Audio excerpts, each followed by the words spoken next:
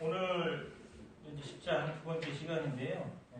10장 서두에서 이제 예수님께서 말씀하신 이제 선한 목자의 비유를 유대인들이 무슨 뜻인지 못 알아듣습니다. 그런 내용 나오는데 7절에서 이제 예수님께서 조금 다른 방향으로 못 알아들으니까 그 비유를 다시 말씀해 주세요.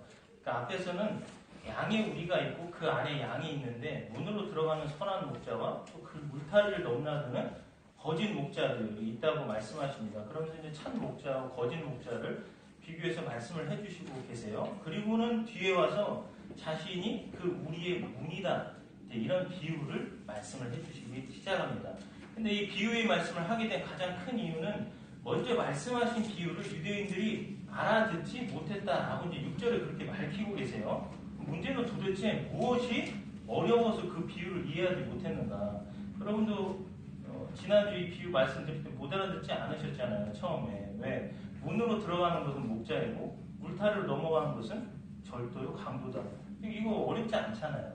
근데 사실은 유대인들이 이것을 이해하지 못할 만한 이유는 있습니다. 이야기가 이제 되어질 텐데 한 가지 문제가 그들을 걸리게 해요. 그러니까 예수님께서 말씀하시면서 그 목자가 들어와서 그 중에 어느 양들만 불러낸다는 거예요. 특정, 전부 다 불러내는 것이 아니고. 그러니까 그게 이해할 수 없었던 부분입니다. 여러분도 지금 말씀드린 것을 조금만 말씀을 들으면 이해할 수 있는 부분이 있어요.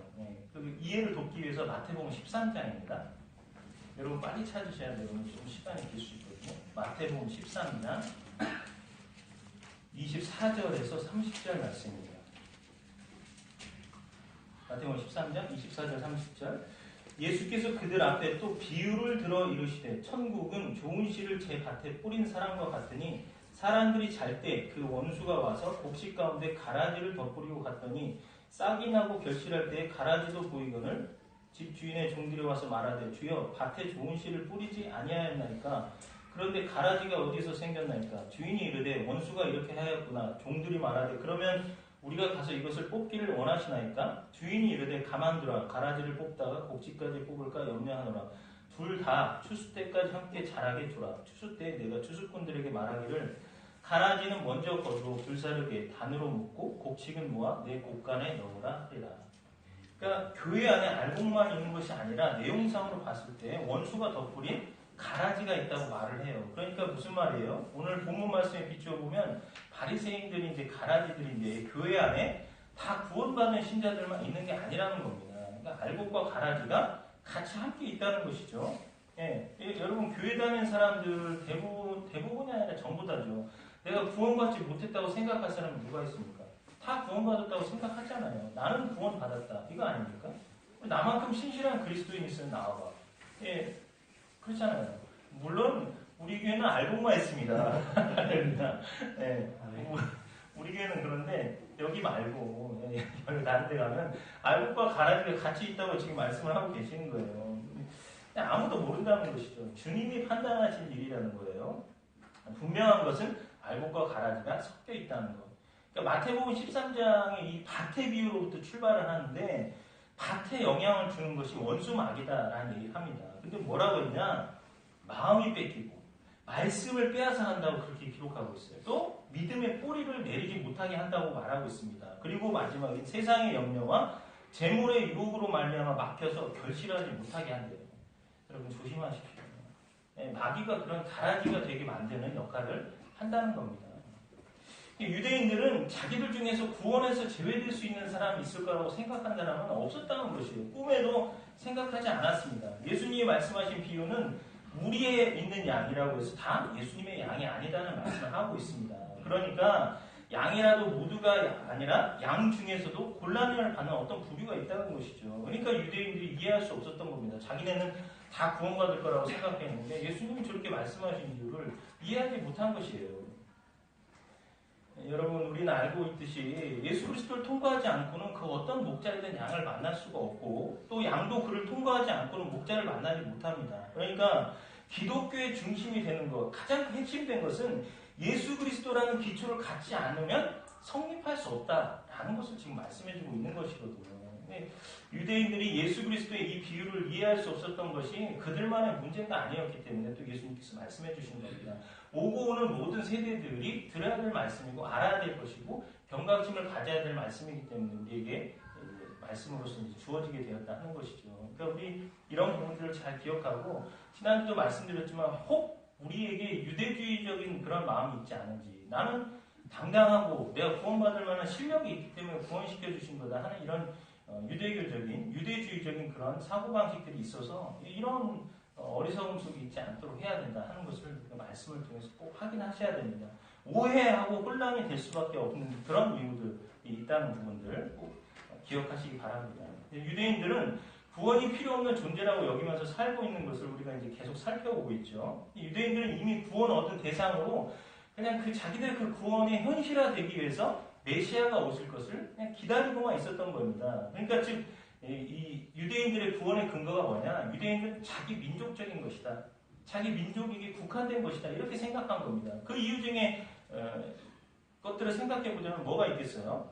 하나님께서 그들의 역사를 간섭하셨다는 겁니다. 하나님이 찾아오셔서 자기네를 선택하셨고 하나님의 광야 생활 동안 또 기적과 이적들을 베풀어 주시잖아요. 또 그리고 자기 백성들을 위해서 하나님께서 선지자를 보내주십니다. 그런 것들을 그들이 가지고 있습니다. 또 가장 또 핵심이라고 그들이 생각하는 것은 율법을 소유하고 있었던 거예요. 다른 나라들은 그거 갖지 않았지만 우리만은 하나님께서 율법이라는 것을 따로 주셨다 하는 이러한 부분들 때문에 자기네들은 필요한 것은 다 갖추고 있는 것이고 우리는 충분히 그런 구원을 얻을 만한 자격이 있는 것이고 이제 그것을 현실화시키기 위해서는 메시아만 오면 된다. 이런 생각을 하고 있었던 겁니다. 그래서 자기네들만이 가지고 있는 국가관, 민족관 이런 것들을 가지고 있었다는 것이죠.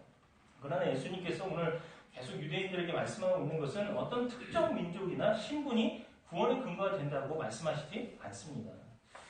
그러니까 이들이 혼란이 야기되고 이해할 수 없는 문제가 되었던 것이죠. 기독교가 주장하는 구원은 오직 목자가 양을 위해서 허락한 생명, 예수 그리스도라는 분을 통과하지 않고는 만날 수가 없다라는 말씀을 하고 계십니다. 그러니까 예수님이 말씀하신 그 구원은 목자는 양을 위해서 죽는 것이다.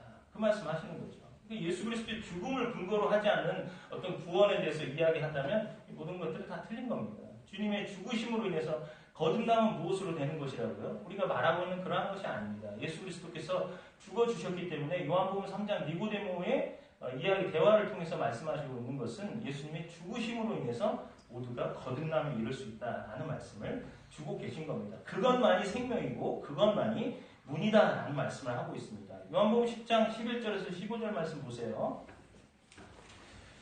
나는 선한 목자라. 선한 목자는 양들을 위하여 목숨을 버리거니와 싹고는 목자가 아니요 양도 제 양이 아니라 이리가 온 것을 보면 양을 버리고 달아나나니 이리가 양을 물어가고 또 해치느니라. 달아나는 것은 그가 싹고는 까닭에 양을 돌보지 아니함이나 나는 선한 목자라. 나는 내 양을 알고 양도 나를 아는 것이 아버지께서 나를 아시고 내가 아버지를 아는 것 같으니 나는 양을 위하여 목숨을 버리노라. 이렇게 선한 목자는 자기 양들을 위해서 목숨을 내어놓으십니다. 그러나 싹고는 뭐라고 합니까? 싹고는 까닭에 양을 돌보지 아니한다라고 이렇게 말씀해 주십니다. 성경이 말씀하는 바 예수 그리스도의 죽으심밖에 없다. 그러나 유대인들의 생각은 그것이 없이도 율법적으로 혹은 윤리적으로 구원을 받을 수 있다라고 생각을 했다는 것이죠. 그래서 10장에서 지금 예수님께서 너희는 그렇게 말하고 있지만 오직 선한 목자의 죽으심을 통해서만 구원을 얻을 수 있다는 것을 비교해서 말씀해주고 있는 것입니다. 이러한 유대인들에게 예수님은 7절에서 나는 양의 문이다 라는 말씀을 하시는데 이 말씀을 1절에 문을 통하여 양의 무리에 들어가지 아니하고 다른 데로 넘어가는 자는 절도요 강도라고 하신 말씀과 연결해서 보면 절도요 강도냐 아니면 목자냐 하는 이 문제는 우리를 넘어서 양들에게 가느냐 아니면 문이신 예수님을 통해서 가느냐 하는 걸로 구분되어진다는 것을 여러분이 생각하시면 됩니다. 자, 우리 8절 말씀 계속해서 보겠습니다. 나보다 먼저 온 자는 다 절도요 강도니 양들이 듣지 아니하였습니다. 예수님보다 먼저 왔다는 것이 무슨 뜻일까요, 여러분? 이것은 양들에게 문이 되는 분은 오직 예수님밖에 안 계시는데 양의 문이신 예수님이 오기 전에 이미 다른 문을 만들어서 그것으로 양들에게 가려고 한다는 그 부분을 말하는 겁니다. 그러니까 문이 아직 없는데 그보다 먼저 문을 만들었으니까 그게 뭐겠어요? 오늘 본문대로 보면 그게 절도요 강도라는 얘기를 하고 있는 겁니다. 그러면 예수님이 오시기 전에는 어떻게 해야 됩니까? 예수님이 오지 않았다면 양에게 나아가는 문이 없다는 뜻이기 때문에 예수님을 기다리는 것이 옳습니다. 이것이 구약적인 거예요. 그러니까 예수님이 아닌 다른 문을 세워두라는 것이 구약이라는 게 아니고, 구약은 예수님이 아닌 율법이 문이고 그 문으로 안 되니까 신약에서 예수님이라는 문을 다시 세웠다, 그 말도 아닌 겁니다. 신약은 오신 예수님을 믿는 것이고 구약은 오실 예수님을 기다리면서 믿는 거예요. 그것이 구약의 율법이 지향하는 것입니다. 율법으로서는 자신의 의로움을 만들 수도 없고 스스로 의를 이루고자 하는 것을 포기하자는 것을 생각하게 하는 것이고, 의가 되시는 분이 오실 것을 기다리는 것, 곧 그리스도를 믿는 것이 되는 것이죠. 그러므로 구약이든지 신약이든지 둘 다 모든 것은 예수 그리스도가 문이 되신다는 것을 말해주고 있는 부분입니다. 그러면 예수님보다 먼저 온 자는 다 절도요 강도라고 했는데, 바로 그러한 자들 다는 누구를 가리키는 걸까요? 당연히 주님의 말씀을 듣고 있었던 서기관들과 바리새인들을 이야기하는 겁니다. 그들은 성경에서 뭐라고 얘기하냐면 거짓 선생 혹은 거짓 선지자 또는 거짓 목자들을 말씀하고 있는 겁니다. 이 사람들은 예수님께 매우 불쾌한 존재들이에요. 그래서 성경에서 이 사람들에게 뭐라고 하는지 한번 들어보겠습니다. 마태복음 23장 보면 화 있을진저 외식하는 서기관들과 바리새인들이요 맹인된 인도자여 하루살이는 걸러내고 낙타는 삼키는도다. 뱀들아 독사의 새끼들아 너희가 어떻게 지옥의 판결을 피하겠느냐. 마태복음 3장 7절도요. 독사의 자식들아 누가 너희를 가르쳐 임박한 진노를 피하라 하더냐. 사도들도 얘기합니다. 바울이나 베드로나 유다도 고린도후서 2장 13절 말씀에 그런 사람들은 거짓 사도요 속이는 일꾼이니 자기를 그리스도의 사도로 가장하는 자들입니다. 베드로서 2장 17절입니다. 이 사람들은 물 없는 샘이요 광풍에 밀려가는 안개니 그들을 위하여 캄캄한 어둠이 예비되어 있나니.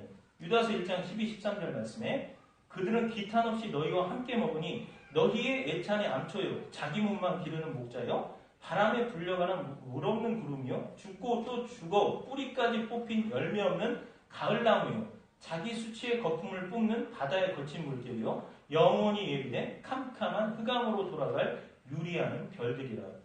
이루 말할 수 없이 엄숙한 경고를 하고 있는 말씀을 지금 서기관이나 바리새인들에게 해주고 있는 성경 말씀을 봅니다. 여러분 이 경고의 말씀을 오늘날에도 자신이 담당하고 있는 직분을 소홀히 하는 사람들은 들어야 됩니다. 이 말씀을. 그러나 이제 주님께서 바리새인들을 절도요 강도라고 부르셔야 했던 더 큰 이유가 있어요. 누가복음 11장 51절 말씀 보면 화 있을진저 너희 율법 교사여 너희가 지식의 열쇠를 가져가서 너희도 들어가지 않고 또 들어가고자 하는 자도 막았느니라 하시니라.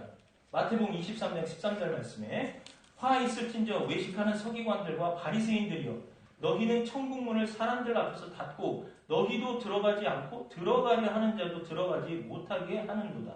그러니까 이 두 복음서를 통해서 알 수 있는 것은 서기관들과 바리새인들을 절도라고 부를 수 있는 것은 그들이 차지할 권리도 없는 자리를 지금 그들이 차지하고 있습니다. 그들에게 정당하게 속하지 아니한 권리를, 권위를 행사하고 있다 하는 것을 지금 말씀해주고 있는 거거든요. 아니 왜 지들만 못 들어가지 왜 들어가려고 하는 사람까지 막냔 말이야. 지금 이게 더 큰 문제다라는 얘기를 하고 있는 겁니다. 그들도 타당한 근거를 전혀 세울 수 없는 그런 복종과 순종을 불법적으로 요구하고 있기 때문에 예수님께서 이걸 굉장히 싫어했던 부분입니다. 여러분 오늘날은 어떻습니까? 고린도전서 1장에서 바울은 여러 가지 은사와 능력 때문에 사분오열되어 있는 고린도 교회를 향해서 말씀하고 있는 게 있습니다. 너희는 같은 말, 같은 마음, 같은 뜻을 품으라 라고 이야기를 한단 말이죠. 근데 그것에 대한 전제가 뭐냐면 예수 그리스도의 이름으로입니다. 예수 그리스도의 이름으로. 오직 예수 그리스도죠. 그런데 어느 날부터인가 어느 교회 성장 프로그램에서 시작된 이 표, 이것은 담임 목사가 이루고자 하는 꿈과 비전으로 바뀌었습니다. 예수 그리스도는 온데가운데 없이 다 사라졌어요. 수많은 교회들이 담임 목사가 정치적으로 꿈꾸는 것에 대해서 같은 말, 같은 마음, 같은 뜻을 품어라.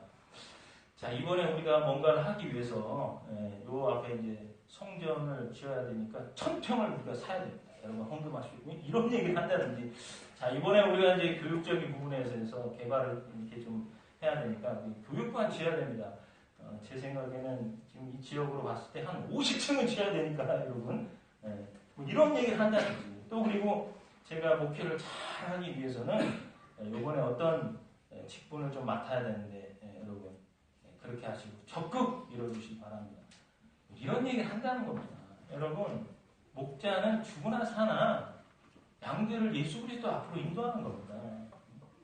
양들이 예수 그리스도를 바라보게 하는 거예요. 양들로 하여금 예수 그리스도의 음성을 듣게 만드는 것이 목자가 하는 일입니다. 어떤 많은 일이나 행사가 아니에요. 수많은 감투에만 관심이 있지 양들에게 관심도 없는 그런 거. 그런 게 아니라는 겁니다. 그런 자들에게 13절에 이렇게 말씀하세요. 그가 싹군이 까닭에 양을 돌보지 아니합니다. 여러분, 이거 목회자만이라고 생각합니까? 여러분도 하나님 다 부르셨잖아요. 아버지께서 나를 보내신 것 같이 나도 너희를 보내노라. 목회자만 따로 이렇게 말씀하시지 않았습니다. 우리 모두에게 마찬가지예요. 같이 위임 받은 것입니다. 목회자뿐만이 아니에요. 여러분들도 동일한 사도로서 여러분에게 맡겨진 교회에서 사람에 관한 것이든 일에 관한 것이든 모든 방향이 예수 그리스도에게로 향해야 되는 것입니다. 예수 그리스도를 생각하게 하고 바라보게 해야 되는 것이죠. 그가 바로 선한 목자가 될 수 있는 것입니다. 9절 말씀 보겠습니다. 문에 대해서 예수님께서 이제 보다 더 광범위한 용어를 사용하시면서 말씀하시는 것을 보세요. 7절에서는 나는 양의 문이다 이렇게 말씀하시는데 9절에서는 그렇게 말씀하시지 않고 나는 문이다 라고 이렇게 말씀하십니다. 나는 문이다 라고 말씀하시면서 그 즉시 누구든지 나로 말미암아 들어가면 구원을 얻고 라고 이렇게 말씀하시는데 왜 이러한 용어의 변화가 생겼을까요? 이유는 주님께서 지금까지 그가 유대교로부터 인도하여 낸 그런 택함받은 이스라엘에게 대해서 언급하셨다면 이제는 주님의 마음이 이방인 가운데로 향해 있다는 것을 우리는 확인할 수 있습니다. 로마서 15장 8절 9절 말씀 보면 내가 말하노니 그리스도께서 하나님의 진실하심을 위하여 할례의 추종자가 되셨으니 이는 조상들에게 주신 약속들을 견고하게 하시고 이방인들도 그 긍휼하심으로 말미암아 하나님께 영광을 돌리게 하려 하심이라. 기록된 바 그러므로 내가 열방 중에서 주께 감사하고 주의 이름으로 찬송하리로다 함과 같으니라. 이런 내용이 기록된 것처럼 예수 그리스도의 그 구원이라는 부분은 온 열방에게 향해 있습니다. 어느 민족적인 선택 한 군데만 있는 것이 아니다라는 것을 지금 말씀해 주고 있는 것이죠. 사랑하신 여러분, 이제는 예수 그리스도로 인해 닫힌 문이 열려 있습니다. 그리고 또 문도 여러 개 있는 게 아니에요. 몇 개죠? 하나라고 말씀드렸습니다. 성경에 여러 가지 상징을 통해서 말씀해주고 있어요. 노아의 홍수에서도 어때요? 방주한 문이 몇 개죠? 어렵죠? 하나죠? 창도 몇 개예요? 옆에 막 많이 뚫어놔요. 밖에 구경할 수 있을 거 아니에요. 창이 몇 개예요? 하나입니다. 바로 위에 하나밖에 없어요. 예수 그리스도 상징되는 것은 그렇습니다. 노아 홍수뿐만이 아니라 성막 자체도 그렇잖아요. 성막으로 들어가는 것도 그렇고 성소를 들어가도 지성소를 들어가도 한 군데 오직 예수 그리스도 그분에 대한 것을 예표를 하고 있는 것입니다.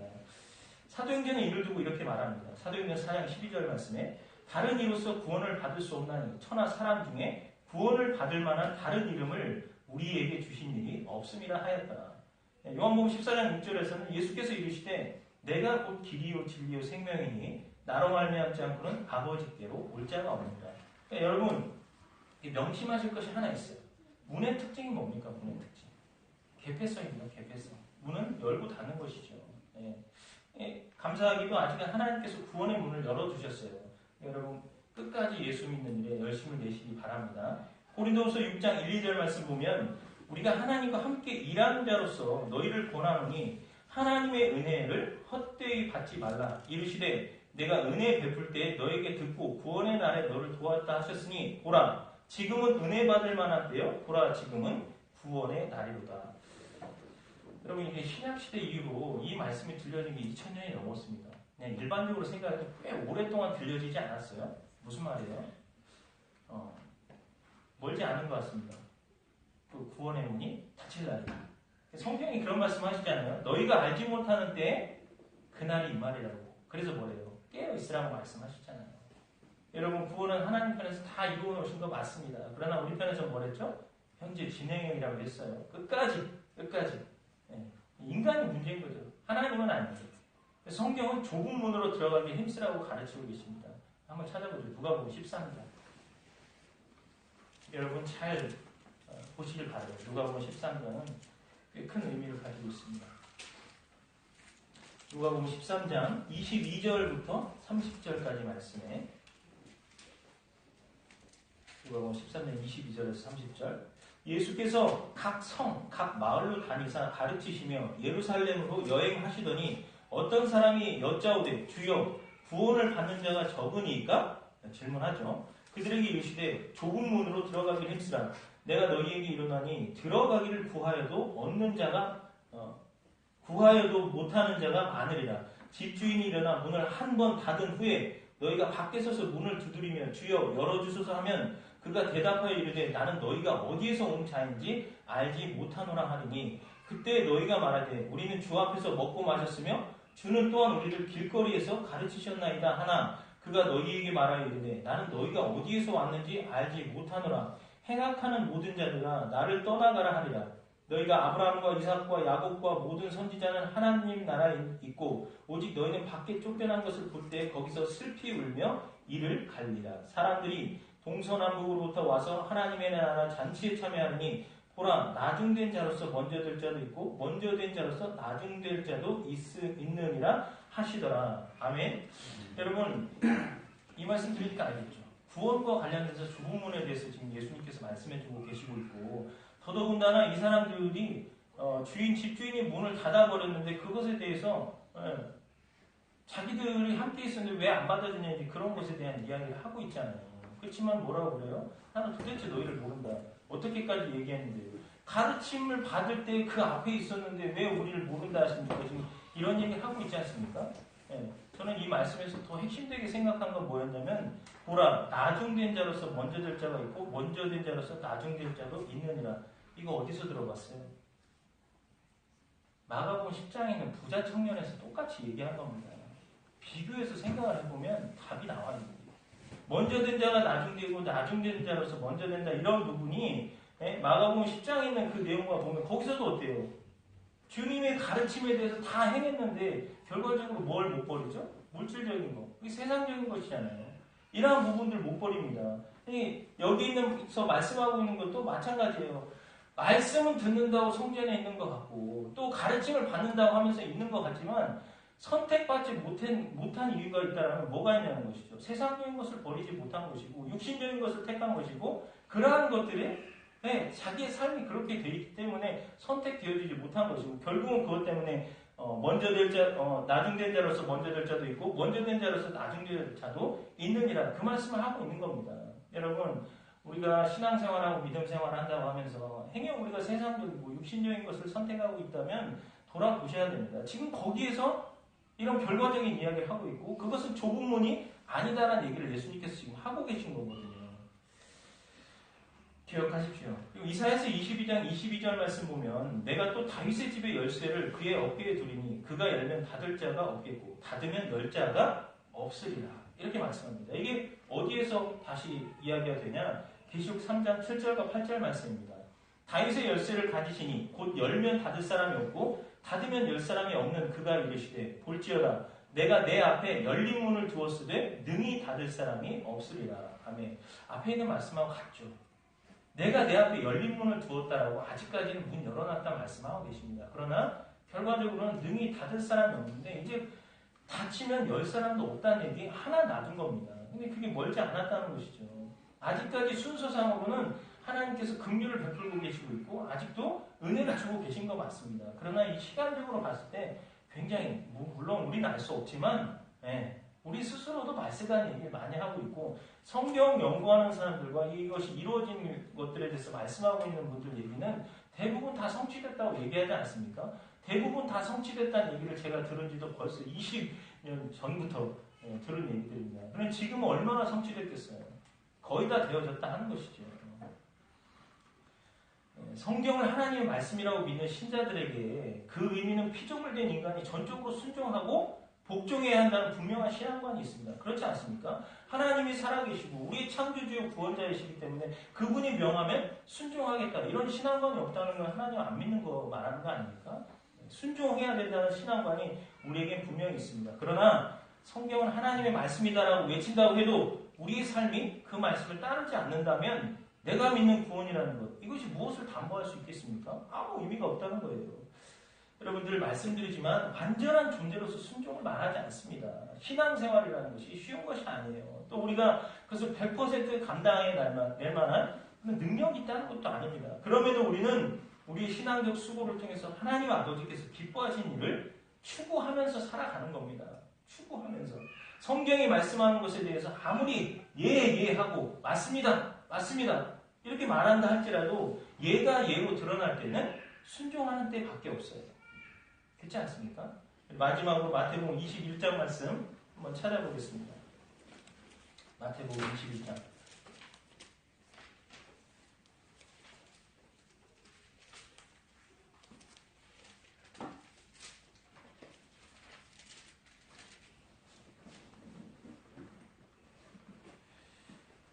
(28절부터) (31절까지) 말씀인데요.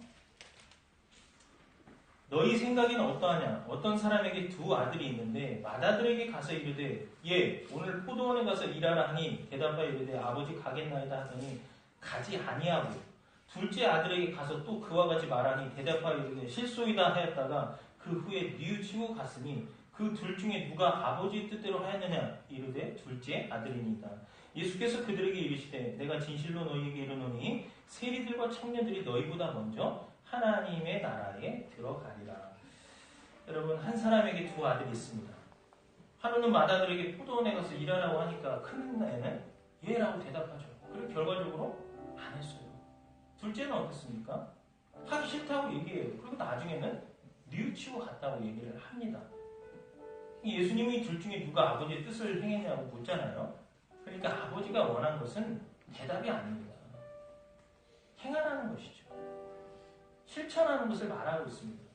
어쩌면 오늘 우리 자신이 하나님의 말씀에 대해서 부지런히 예라고 대답하면서도 정작 말씀에서 멀어진 채 살아가고 있지 않은지 여러분 생각해 보십시오. 명심해야 될 일입니다. 여러분 우리가 하나님이 종말이 있다라고 하셨을 때 예라고 했다면 정말 그 종말이라는 것에 즉 예수님이 다시 오신다는 것을 믿는 자답게 세상에 집착하지 않고 천국을 지향하는 삶을 살아야 되는 거 아닙니까? 우리 세운 교회 공동체는 특히 천국을 지향하는 삶을 살았으면 좋겠습니다. 예라고 말만 하지 않고 삶으로 살아낼 수 있는 저와 여러분이 됐으면 좋겠습니다. 만약 우리가 세상에 집착하는 자신을 보게 된다면 하나님 은혜를 볼 수 있다는 거죠. 그때 우리가 스스로를 책망하고 회개하는 삶으로 돌이켰으면 좋겠습니다. 우리를 이끄시는 주님 앞에 합당한 자로 살아가기를 힘쓰십시오. 그러한 일로 인해서 매일매일 주님과 함께 승리하는 그런 세운 공동체가 되게 하실 것입니다. 그때 우리를 통해서 우리에게 답답함들, 우리가 해결할 수 없는 모든 일들이 그분의 능하심으로 온전해질 것입니다. 그리고 더욱 우리를 통해서 하나님의 나라와 뜻이 설 수 있도록 만들어 가실 겁니다. 여러분 주님의 얼굴을 구하십시오. 오직 구원의 문, 길이요 진리요 생명은 예수 그리스도 한 분밖에 없습니다. 놓치지 마십시오. 대답이 아닌 삶, 그것이 기독교입니다. 누구를 통해? 예수 그리스도를 통해 그리스도와 함께 나아가는 것입니다. 이렇게 우리 교회가 세워져서 참으로 우리가 원하는 바, 내가 서 있는 그 자리부터 변화되어지고 그 일을 통해서 주변이 더 하나님의 나라가 확장되어지는 그런 일들이 이루어지는 생명력 있는 건강한 교회 공동체가 되시기를 주님의 이름으로 부탁드립니다.